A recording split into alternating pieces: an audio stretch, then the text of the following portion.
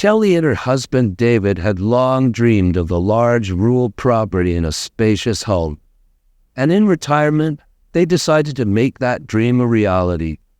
They decided to go against the grain by upsizing in retirement rather than following the conventional wisdom of downsizing. And when tragedy struck, were they ever glad they did, as children and grandchildren needed to move in to help get through tough times. For many, retirement is a time to begin to downsize, winding down the exhaustive pace of accumulating belongings that we've been preoccupied with for the last several decades. Suddenly it's like we have shifted a moving car into reverse. A desire to begin to lighten the burden of all these belongings begins to build. But the story of Kelly and David shows that one idea of retirement is not what works for everyone. Living and working outside the busy metropolitan area of San Francisco, the dream of purchasing a large home had long been out of reach. They had started a family early on in their careers and had had not much of a chance to begin building their savings. And when they decided to strike out on their own by starting their own business, the money that most people would have directed into that first step towards building wealth, a starter home, instead went to keeping the business afloat. I spoke with Kelly over video chat, and she told me a little bit about their home search. We had wanted a big home and a large property for the kids to play in, but at the same time we were trying to build a business from scratch. There just wasn't enough money left over at the end of the month to save towards that dream home.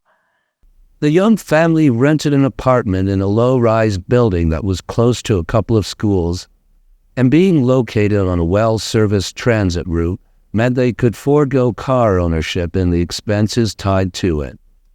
Despite a rough start, the business began to expand, and by the time Kelly and David were approaching middle age, it was flourishing. The days spent worrying about how to make ends meet were now replaced with worries about how to best invest their retirement savings, exchange-traded fund or mutual fund, traditional IRA or Roth IRA. But those years of struggle had left a scar. Despite their newfound wealth, they found themselves unable to spend much of it, as they couldn't shake the feeling that they needed to conserve their money.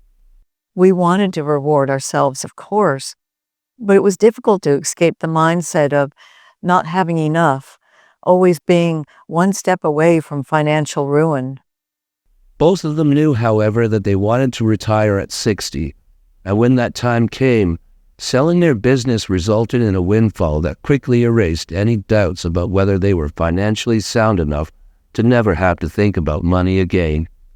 With more time on their hands, they began to think about purchasing that forever home that they had always longed for, and with some prodding from their children, they decided to begin a serious search. Besides space to house their new hobbies, the couple required a house that had enough rooms for the children to visit along with their own kids. And they didn't want a property that was too great of a distance for them to drive. If the trip was too long, they feared those visits would only occur once a year, and that would negate much of the reasons for them to making this purchase.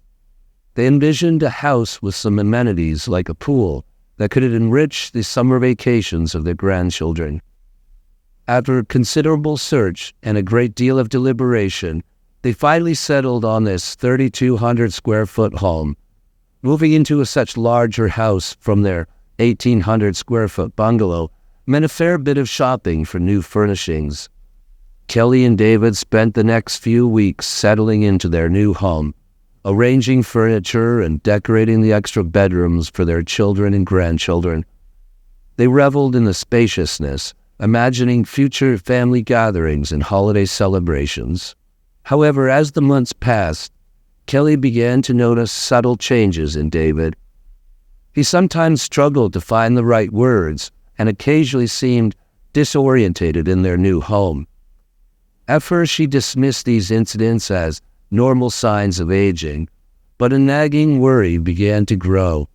One afternoon, while David was supposed to be grilling in the backyard, Kelly found him standing in the middle of the kitchen, a confused look on his face. "I can't remember how to get to the patio," he said, his voice trembling. It was then that Kelly knew they needed to see a doctor. The diagnosis came as a shock, the beginnings of dementia. Kelly and David's world shifted dramatically. Their dreams of carefree retirement years hosting family gatherings were overshadowed by the reality of David's condition and the challenges that lay ahead. Their eldest daughter, Sarah, recognizing the gravity of the situation, offered to move in with her 2 children to help care for David. It was a difficult decision for everybody involved, but ultimately, they all agreed it was for the best. While David is still fine most days, some days could be a struggle, and Kelly needed an extra hand to keep an eye on him. Knowing what was coming in the future, they wanted Sarah and the grandchildren to be settled into the house and a daily routine well established before David began to worsen. That way, they hoped, it would not be as much of a shock for him or add to any confusion he might be experiencing in the future. Sarah and her kids moved into the east wing of the house, giving them some privacy while still being close enough to assist. The once empty rooms now echoed with the laughter of grandchildren and the bustle of a multi-generational household. Kelly has found solace in the support of her daughter and the joy of having her grandchildren around. While it wasn't the retirement she and David had exactly envisioned, there was a bittersweet comfort in having family close during this challenging time. As the months passed, they all adapted to their new normal. The house became a hub of activity, family game nights, weekend barbecues, and holidays filled with laughter and love. David's condition, while ever present, did not define their lives. Instead, it brought them closer, teaching them the value of each moment spent together. I think that society has long prescribed a well-worn path through life stages, each with its own set of expectations and milestones, and retirement is no different. It comes with its own rigid playbook. Some of the patterns you're expected to follow, like downsizing, may suit you fine, but there will be other expectations that don't line up with your personal needs. And when you come across those, you need the resolution to go a different path. That's what Kelly and David did, and it worked out well for them. Dementia is a topic I'd like to explore more on this channel. While I do try to find the silver lining in every story, it's not a very cheerful subject matter, and I'm not sure everybody will want to view that sort of content. If you'd like to see more in the future, please watch this other video I made on the subject where I cover the shocking story of Charles. I'll place a video link right here on the screen, and do let me know your thoughts in the comments below.